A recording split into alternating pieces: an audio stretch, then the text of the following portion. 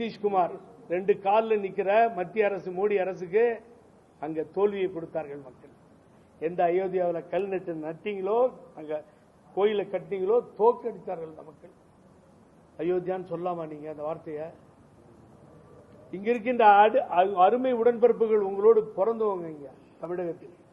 நாயனார் நாகேந்திரன் இன்னொரு தடவை அந்த வார்த்தையை யூஸ் பண்ணாதீங்க. எந்த காலகட்டத்திலும் இந்த பெரியார் பிறந்த மண்ணில் எந்த மத கலவரமும் வரவே வராது. அதற்காக அந்த முயற்சியை கையில் எடுக்காதீர்கள். மொழிக்காக போராடிய ஒரே மாநிலம் தமிழகம். 1965 உலகத்திலே கிடையாது. நெக்ஸ்ட் பங்களாதேஷ். இங்க அந்த வேலையே வேண்டாம். நீங்க பிறந்து வளர்ந்த இடத்தை பாருங்க, தலைவர்களை பாருங்க, தந்தை பெரியாரை திரும்பி பாருங்க, பேரறிஞர் அண்ணாவையும் புரட்சி தலைவர் எம்ஜிஆரையும் பாருங்கள். அம்மா கொடுத்த பிச்சை தான் இன்றைய தினம் வளர்த்து உங்களை பிஜேபி தலைவராக்கி இருக்கிறது. சொல்லவே சொல்லாதீங்க அயோத்தியா. மதுரை மக்களை பொறுத்தவரை அங்க இருக்க இஸ்லாமிய சகோதரர்களையும் சரி, அங்கிருக்கின்ற இந்துக்களையும் சரி, அங்கிருக்கின்ற கிறிஸ்துவ மக்களையும் சரி, நான் பாதம் பணிந்து வேண்டி வணங்குகிறேன். ஏன்னு கேட்டீங்கன்னா, எந்த மதத்தை சார்ந்தவர்களும் இதை கையில் எடுத்து இஷ்யூ பண்ணி கலாட்டாவில் இறங்கவே கிடையாது. எல்லோரும் அமைதியா இருக்காங்க. பெஞ்சில் ஒரு தீர்ப்பு வருது, சிங்கிள் ஜட்ஜ் ஒரு தீர்ப்பு கொடுக்கிறாரு, வக்கீலுக்கு தெரியும். அது அடுத்து சுப்ரீம் கோர்ட் போயிடுச்சு. என்னை பொறுத்தவரை நான் தமிழக அரசிடம், மாண்புமிகு முதல்வரிடம் வேண்டி கேட்டுக் கொள்கிறேன். அயோத்தியாவை கோயிலை இடிக்க அத்வானி போன காலத்திலே இருந்து, அவர் விபி சிங்கால் கைது செய்யப்பட்டு தடுக்கப்பட்ட காலத்திலிருந்து பிரதம மந்திரி அனுமதிக்கவில்லை. விபி சிங் ஆட்சியிலிருந்து தூக்கி எறியப்பட்டார், பரவாயில்லை அப்படின்ட்டு போயிட்டார். மாபெரும் வரலாற்று சிறப்பு மிக்க தலைவர். வெளியிலிருந்து உள்ள லீடர்களை உள்ள விடவே விடாதீங்க மதுரையில். அது புகழேந்தியா இருந்தாலும் சரி, வேறு எந்த கட்சி தலைவர்களும் மதுரை உள்ளே செல்லக்கூடாது, எந்த கூட்டமும் நடத்தக்கூடாது. பிரஸ் கூட வேண்டி கேட்டுக்கிறேன், இது இஷ்யூ பண்ணாதீங்க. எங்க அடிச்சு கொல்லணும், எங்க கொலை வெறியா நடக்கணும், ரத்த ஆறு ஓடுன்னு கனவு காண்றானுங்க. ஆகவே மற்ற கட்சிகள் தலைவர்கள் அங்கே உள்ள போகக்கூடாது. அங்க இருக்க ஒரு கமிட்டியை போட்டு அத்தனை மதத்தை சார்ந்தவர்களை உட்கார வைத்து அவர்கள் முடிவெடுத்து இங்க தீபம் ஏற்றணுமா அங்க தீபம் ஏற்றணுமா அவங்க ஏற்றிக்கிட்டோம். ஆகவே இல்லாத பிரச்சனையை உருவாக்கி குளிர்காய வேண்டாம். இதுதான் எங்களுக்கு தலைவரும் அம்மாவும் சொல்லிக் கொடுத்தது. நயினார் நாகேந்திரன் பண்ணையார் மேல எனக்கு ஒன்றும் தனிப்பட்ட கோபம் இல்லை. அயோத்தியா என்ற வார்த்தை யூஸ் பண்ணதால நான் சொன்னேன். ஆகவே அந்த அன்பு நண்பர் எங்கிருந்து வந்தோன்றத நீ யோசனை பண்ணி பேசணும். ஆகவே இதற்காக ஒரு கட்சி முயற்சிக்கு வேணால் அந்த கட்சி தமிழகத்திலே இருக்கவே முடியாது. காலும் ஊன முடியாது, கையும் ஊன முடியாது, பாயிலையும் படுக்க முடியாது, காலி பண்ணிடுவாங்க இந்த மக்கள். ஒரு கர்நாடகாவில் ஒரு இன்சிடென்ட் ஆச்சு இதே மாதிரி. கோயில் பக்கத்தில் மசூதி இருக்கு, இடிக்கிறன்னு ஒரு கும்பல் உள்ள போச்சு. ஒன் ஆஃப் த பிளேஸ் என்ன நடந்தது தெரியுங்களா? அந்த ஊர்ல மொத்தம் 25,000 பேர் இருந்தாங்க. 25,000 பேர் திரண்டு அந்த ஊர் வெளியில நின்றுட்டு உள்ள நுழைஞ்சு அடிச்சு நொறுக்கிடு வந்துட்டாங்க. போடா அப்படி. இங்க நாங்க மசூதிக்கு போறோம், அவங்க வந்து கோயிலுக்கு வராங்க. நாங்க அண்ணன் தம்பியை வாடுறோம், எங்கடா கெடுக்க வந்தீங்க நாய்களா, போங்கடா வெளியில். அடி வாங்க மோடி வந்த காட்சியை கர்நாடகம் நிரூபித்தது. வேண்டாம் சார், நீங்க நீதி அரசரை பத்தி நீதிபதி துணையா இருக்காரு, நீதிபதி தப்பு பண்ணல சார். ஜட்ஜ்மெண்ட் டெலிவர்ட் கொடுத்தாச்சு. அது சரியில்லைன்னா அடுத்தது நீங்க அப்பீல் போறதுக்கு சட்டத்தில் இடம் இருக்கு. நீதிபதியை கிரிட்டிசைஸ் பண்றது எப்படி ஏற்றுக்க முடியும்? அவருடைய கண்ணோட்டத்தில் கொடுத்திருக்காரு. நீங்க முடியல அப்பீல் போங்க. ஏற்கனவே ஒரு பெஞ்ச் ஜட்ஜ்மெண்ட் இருக்கு. இப்ப சுப்ரீம் கோர்ட் போயிருக்கீங்க, அவரை போய் கண்ணா பண்ணு பேசுறது எதுக்கு? அவரு அது இறுதி தீர்ப்பும் அல்ல. ஆகவே என்ன, யாரை வேணாலும் திட்டலாம், யாரை வேணாலும் பேசலாம். விஜய் திட்டலையா? மைக் போட்டு திட்டிட்டு இருக்கான, வாயில வந்தாலும் ஆ ஊ அப்படின்னு. அது மாதிரிதான் என்ன பண்றது சொல்லுங்க பாப்போம்.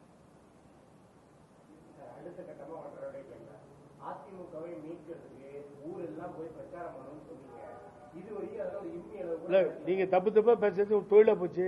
கேளுங்க சார், கேளுங்க சார். ரேடியேஷன் ஹோட்டல்ல மாத்திரம் இல்ல, தெரிஞ்சுக்கோங்க. அசோகர் ஹோட்டல்ல சாரி மெட்ராஸ்ல பெரிய கூட்டத்தை போட்டேன்.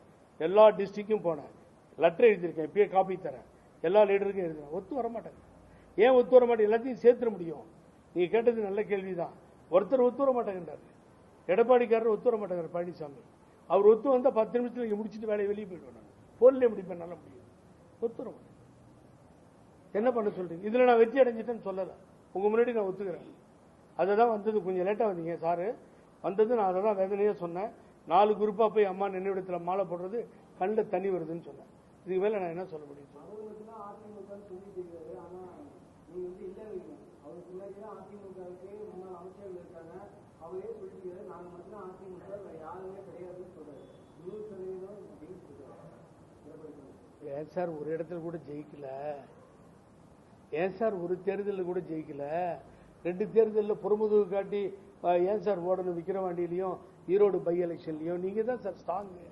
6000 ஓட்டு தானே சார் வித்தியாசம். விக்கிரவாண்டியில கொஞ்சம் தானே வித்தியாசம் டெபாசிட் போறதுக்கு ஈரோடுல. அப்புறம் ஏன் நீங்க எங்கேயுமே ஜெயிக்காம நான் வருவேன்னா இங்க விஜய் கலக்கிட்டு இருக்காரு, என்ன பண்ணுவீங்க? இப்போ தாவேகாவுடைய தலைவர் திகர் தானே ஓடிட்டு இருக்கு எல்லா இடத்துலையும். நேற்று சம்பத் போயிட்டாரு, முந்தானேத்தி KA செங்கோட்டையன் போயிட்டாரு. இந்த கட்சியிலிருந்து நகர்ந்து போறாங்க. எப்படி தடுக்க போறீங்க சொல்லுங்க பாப்போம். அவர் சூப்பரா சில நான் 60 இப்ப படிச்சு உங்கள்கிட்ட காமிச்சிட்டேன். பழைய மந்திரி, பழைய MP, பழைய MLA நான் படிச்சு காமிச்சிட்டேன். யாராவது ஒருத்தர் வந்திருக்கார் திமுகவில் இருந்து எடப்பாடி பழனிசாமியை தலைமை ஏற்று நீங்க சொன்னீங்கன்னா நான் மன்னிப்பு கேட்டு வெளியே போயிடுவேன். ஏன் வர மாட்டேன்றாங்க? பக்கத்துல செம்மலை மாத்திரம் தான் இருப்பாரு அண்ணா, எல்லாத்தையும் தாங்கிக்கிட்டு வரணும் இல்ல. 4.5 வருஷத்துல ஆட்சியில் இருந்தீங்க, வரணும் இல்ல. அம்மா இருக்கும்போது எவ்வளவு பேர் வந்திருப்பாங்க சொல்லுங்க சார். நியாயமா சார் இது? உங்களுக்கு ஏன் சந்தேகம்? ஏன் சந்தேகம்? பாருங்க எப்படி எங்க ஆள் சும்மாவே இருக்க மாட்டாங்க. அடுத்து டிவிகேவில் ஒன்னு சொல்றேன் சார் ஓப்பனா, உடனே நீங்க இப்படி எடுத்துக்காதீங்க. 11 வருஷம் கேஸ் நடத்தினேன், வெற்றியை வாங்கி கொடுத்தோம். எனக்கு பிணையை கொடுத்த அம்மாவுக்கு அந்த வாய்ப்பு அந்த தாய் கொடுத்துச்சு. எல்லாம் நடந்தது. எந்த அரசு பதவியில நான் இல்லை, அதிமுக தொண்டனா இருக்கேன். பச்சை கீழே சைன் பண்ணல, கொள்ளடிக்கல, கெட்ட பேர் இல்லை. நான் எங்க வேணாலும் போலாம் பிரதர். தாவேகாவுக்கு போகலாம், இன்னொரு கட்சிக்கு போகலாம், என்னை யாரும் கேட்க முடியாது. அந்த கட்சியில அனுபவிச்சுட்டு கொள்ளடிச்சுட்டு MP-யா இருந்துட்டு MLA-வா இருந்துட்டு அந்த முகாந்திரத்தை தேடி தன்னை வளர்த்துக்கிட்டு இருக்கான் பாருங்க. அவன் போகும்போது தான் துரோகமாகும். செங்கோட்டையன் துரோகம் பண்ணாருன்னு நான் சொல்ல வரல. அவரை போட்டு இல்ல, அவன் கரெக்ட், அவன் போட்டு இருக்குன்னா என்ன பண்ண முடியும்? எவ்வளவுதான் இருக்கிறது. அப்புறம் கட்சி விட்டு எடுத்து அவர் எங்க போவாரு? கட்சி விட்டு எடுக்காம நீங்க வச்சிருந்து பாத்துருக்கணும். கட்சி விட்டு எடுக்கணும். 1 வருஷம் 2 வருஷம் 4 வருஷமா போராடுறீங்க. அவருக்கு 1 மாசம் கூட போராடாம கட்சி விட்டு போயிட்டாரு. இல்ல அது வந்து அன்னைக்கு தேதியை குறிச்சாரு, 10 நாள்னாரு. அப்புறம் திருப்பி எல்லாத்தையும் போய் சந்திச்சாரு. சந்திச்ச பின்னாடி தான் அவருக்கு புரியுது செட் ஆகாது அப்படின்னு 3 பேர்த்தையும் போய் தேவரையா பிறந்தநாள் அன்னைக்கு போய் பார்த்தாரு. அதுக்கு பின்னாடி ஒரு டிசிஷன் எடுத்துட்டு அவர் ஒரு ரூட்டை பார்த்து போயிட்டாரு. அது எனக்கு அதுல வந்து அவர்கிட்ட கேட்டேன். அன்னைக்கு நான் வந்து எந்த உடன்பாடு இல்லை, இப்ப எடுக்கல முடிவுன்னாரு. அவர் அந்த கட்சிக்கு போயிட்டார். நம்ம என்ன இண்டிவிஜுவலா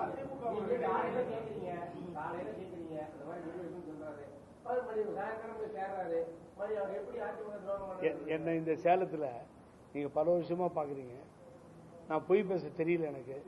அதனால காலையில அவர் பார்க்கும்போது அவர் என்ன சொன்னாரோ அதை டிவியில சொல்லிட்டேன். மாலையில உங்களை மாதிரி பாக்குறேன். அப்புறம் தாவேகா தலைவர் விஜய்கிட்ட போயிட்டாரு. நம்ம என்னமோ பண்ண முடியும்? சொன்னது வேணா நான் வருத்தப்படுறேன். தப்புன்னு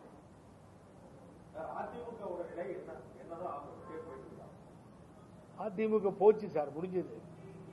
இனிமேல் நிலைப்பாடு இருந்தா தானே நிலைப்பாட்டுக்கு.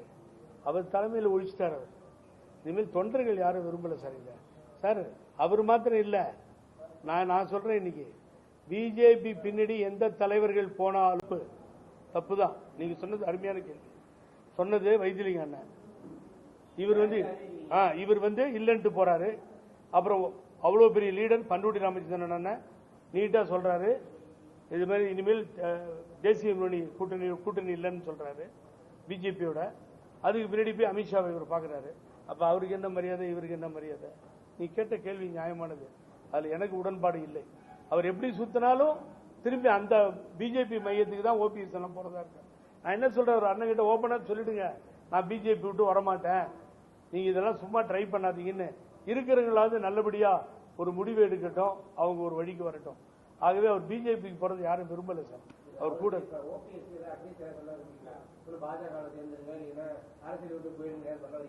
நான் சொன்ன அவர் அரசியல் விட்டு போன தப்பா பேசுறீங்களா?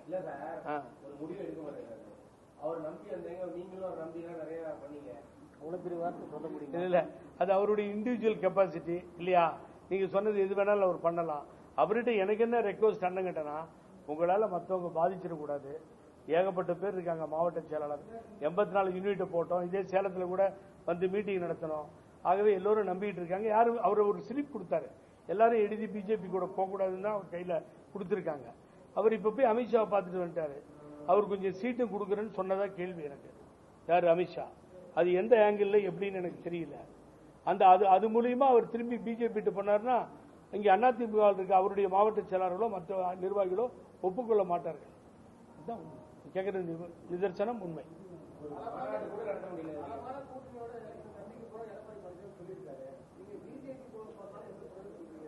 இல்ல எந்த கூட்டணியோட போறாரா அவரு? என்ன பலமான கூட்டணி? இங்க எதுவும் தமிழகத்தில் இனிமேல் கட்சி இல்ல. எதுல கூட்டணின்னு சொல்லுங்க அவரை. அவங்களே டவுட்டுட்டாங்க. கேப்டன் விஜயகாந்த் கட்சியை, தேமுதிகவை அவங்களே சொல்லிட்டாங்க எந்த முடிவும் நாங்க இப்ப எடுக்கலன்னு. அவங்களுக்கு ஒரு ராஜ்யசபா சீட்டு தரேன்னு முதலமைச்சர் கட்சி. அதனால அவங்களும் இல்ல. அப்ப எது? பாட்டாளி மக்கள் கட்சி ரெண்டா அடிச்சுட்டு அப்பாவுக்கு ஓட்டு போடுறதா பிள்ளைக்கு ஓட்டு போடுறதா அங்க இருக்கும் தான் முடிவு பண்ணுவோம். அங்கேயும் பாதகம் ஏற்பட்டிருக்கு. எந்த கட்சி இருக்கு? யாருக்கு? திராவிட முன்னேற்ற கழகம் கூட்டணியோட ஸ்ட்ராங்கா இருக்கிறது உண்மை. திமுகவுக்கும் தாவேகாவுக்கும் தான் பெரிய போட்டி இருக்கும். அவர் மெதுவா விஜய் வெளியில வர ஆரம்பிச்சிட்டாரு. வர வர அது எழுச்சியா மாறுது. எங்க போய் முடியுது? மக்களும் காலம் தான் பேச்சு.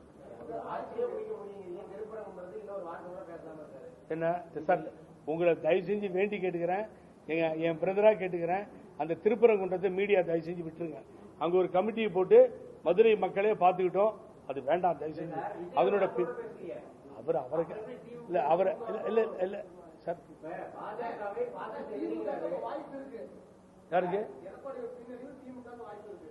ஏங்க அதுதாங்க யூனிட்டியா இருக்கு. அதுக்குதான் வாய்ப்பு இருந்துகிட்டே இருக்கு. இப்ப பிரச்சனை போட்டி தாவேகாவுக்கும் திமுகவுக்கும். அவர் நண்பர் என்ன கேட்கறாருன்னா திருப்பரங்குன்றத்தை பத்தி பேசலன்றாரு. இல்ல அவர் தான் சொன்ன அதை பேசவே வேண்டான்றதான் என்னுடைய ரெக்வஸ்ட் சார்.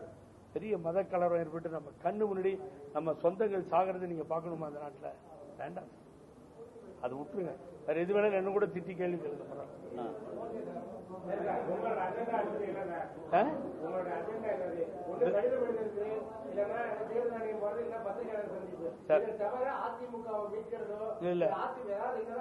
மீட்கிறதுன்ற வார்த்தையே தவறு.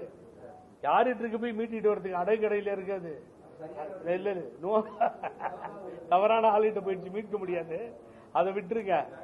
என்ன பொறுத்த வரைக்கும் என்னுடைய அறிவிப்பு இன்னைக்கு கிட்டத்தட்ட இந்த 15 நாள் 30 நாளைக்குள்ளார அதிமுக தொண்டர்களோடு சேர்ந்து பயணம் செய்கின்ற ஒரு நிலை ஏற்படும்.